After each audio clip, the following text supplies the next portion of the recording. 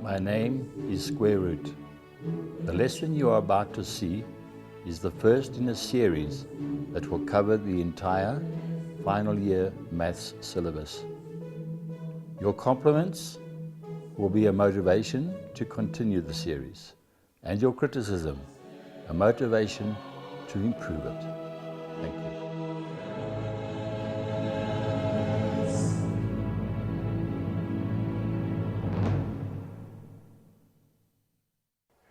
Good afternoon, learners. My name is not Sir. My name is... That's my name. What is it? Square root.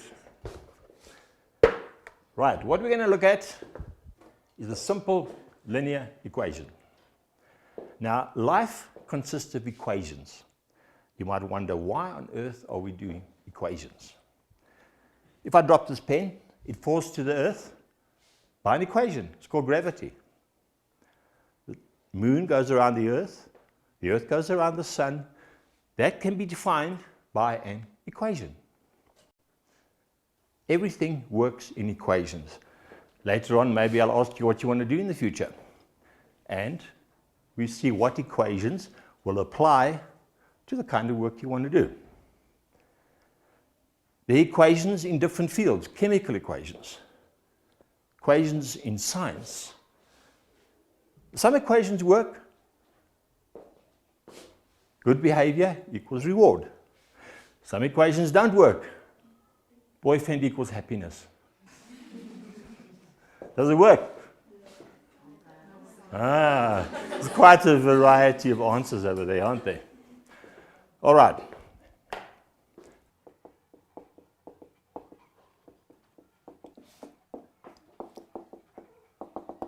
What does that say? Is there anything wrong with it? All right. Yummy, yummy pocket money equals extra chores. So let's look at a simple case. You're going to get R1 for every extra chore you do at home. All right? So your pocket money for one chore will equal how much?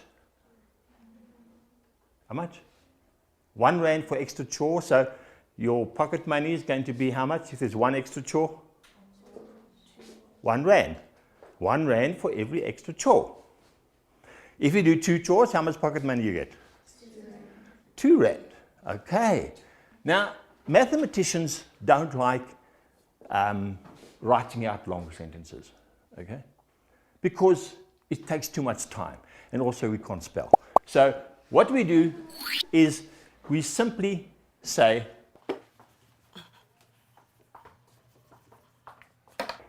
y equals x. What does y represent? Pocket money. X represents the number of chores you do.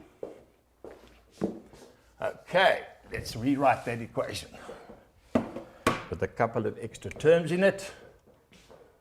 Y equals mx plus c. Now I'm going to throw some words at you. Tell me if you mean them all. All right. Variables, dependent variables, independent variables, constant, gradient. Do you know what all those things mean? Yeah, somebody's shaking their head. Very good, very good. Let's have a look. When I wrote your equation of y equals x for pocket money, y equals x. Y, which one is dependent on which? Y is dependent on x. So y is the dependent variable. What does a variable mean? The word variable. It can change. It simply means something that can change. So y depends on x. So y is the dependent variable. X is also a variable, but it is the independent variable, because you can change x, you can change the number of chores you do at home, and therefore y will change. Let's say you've been doing your extra chores and your mom looks at you. She says, wow, she's really conscientious and doing well. So I'm going to pay her 2 rand for every chore. Where will the 2 go? 2 rand for every chore. So that now becomes a slightly more complicated equation. Now, let's have a look and see what happens when we do something else to it. Your mom sees you doing all your chores, you're getting 2 rand pocket money, and your mom thinks, you know, even if she didn't do a chore, I'll give her some pocket money anyway. So your mom decides you're going to get 10 rand pocket money, even if you don't do any chores. So where would that 10 rand come? Where? In front of? No, not in front of the Y. You remember this is your pocket money. This is a dependent variable. It depends on X. So this must stay by itself. So you're going to get 2 times your number of chores pocket money plus 10 rand. So that will become your pocket money equation. You understand that? Now, what is 10? 10 is, does 10 change? No. So what do we call something that doesn't change? A constant. So the 10 is therefore a constant. So if you do 0 chores, you get how much pocket money? 10 rand. If you do 4 chores, how much pocket money do you get? How much? How many chores did I say? 4. 4 chores. How much pocket money? 18. 2 times 4, 18. Plus 10. Now I'm going to change the subject slightly and explain to you how maths can actually be a language. Let's say an alien landed on Earth. This is just to get you motivated to study, to learn maths. All right, an alien landed on Earth. You met him. Oh, you met her, sorry. And he started talking. Speak, speak, speak, speak. And you looked at him and he said, hey, bro, I don't know what you're saying. And he looked very confused. But if you took out a pen and you went like this,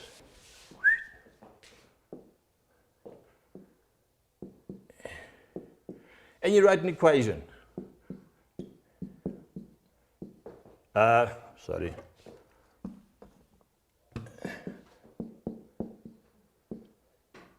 And he looks at it and he knew maths. There would suddenly be a link between you. He'd start squeaking nice and loudly and get very excited because you've spoken in a mathematical language. Let's go back to the first one we had, which was y equals 2x plus 10. Now you want to buy a new cell phone. All right, it's going to be a bit more than that, eh? You want to buy a new cell phone. Your mom says the one you got's fine. You can buy it with your own pocket money. So you think to yourself, wow, how many chores I'm going to have to do? This thing is going to cost me 200 rand. Cheap cell phone. Okay. This was a long time ago when cell phones first came out. So you say, I need 200 rand. So you're going to write there, 200 equals 2x plus 10. Now what are you trying to work out? How many chores you have to do to get your cell phone? So what are we going to do now? We got to get x by itself. You know what that means? So that we can find out what x is, so we can get that money. So the first thing we're going to do, we're going to do something with this 10. What are we going to do with it? Take it to the other side. Do you understand why? Okay.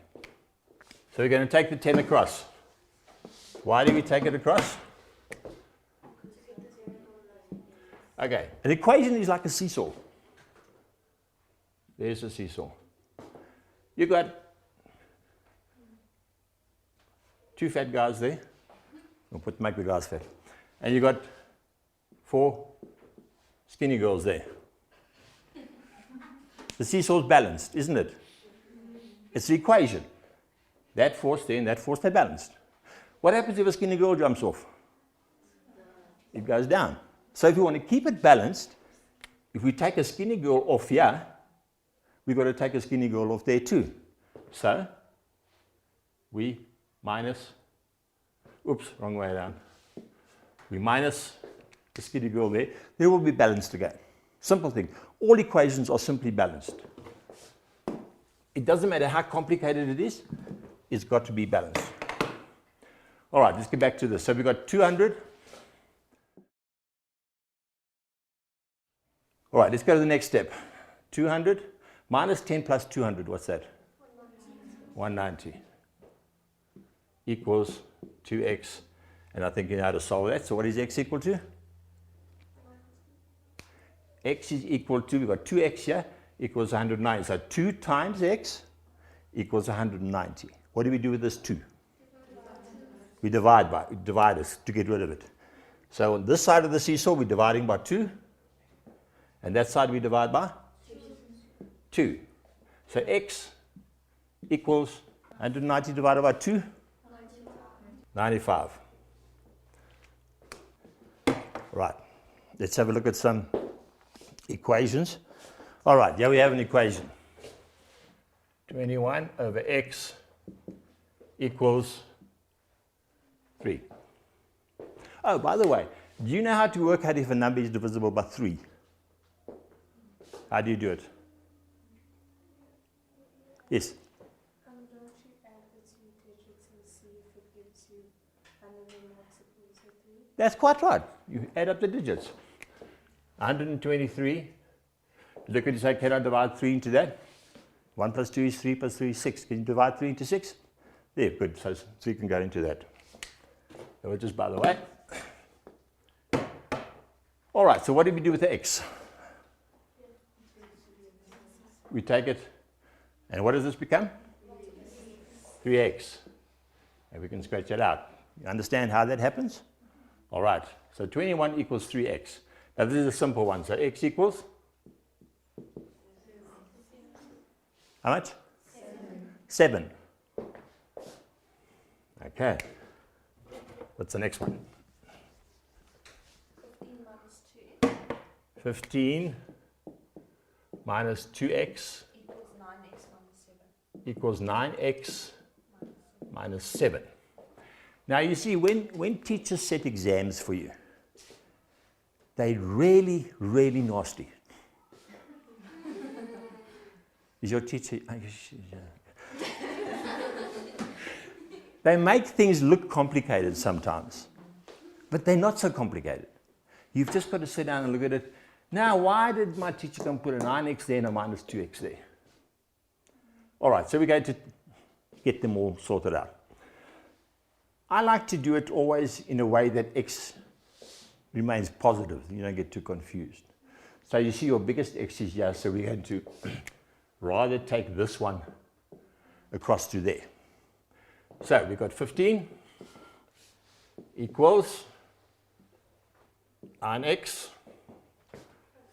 plus 2x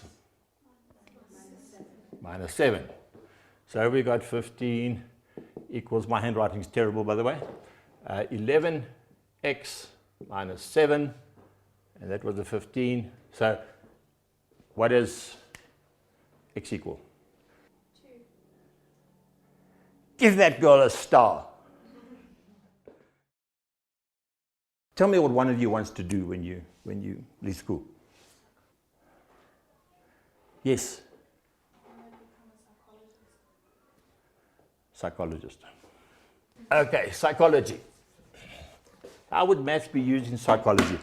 You would use statistics, all right, of behavioral patterns of people. So you would go and you would interview, I don't know, interview people at the mall. Do research. How old are you? Age? All right. You would then say, what is your Male or female? Male, female. Or you would then say, how many cigarettes do you smoke a day? All right? Cigarettes. And some other stupid questions which psychologists think of. And then you would draw up a table. All right? Table. All different ages. Male, female. How many cigarettes they smoke. What is their weight. And a whole lot of other stuff. And you'd get information.